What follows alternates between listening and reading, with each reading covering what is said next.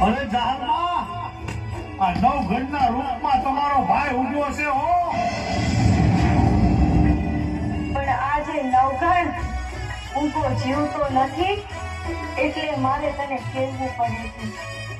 હું જાણું છું જાહરમાં કે તમે સિદ્ધની ધરતીમાં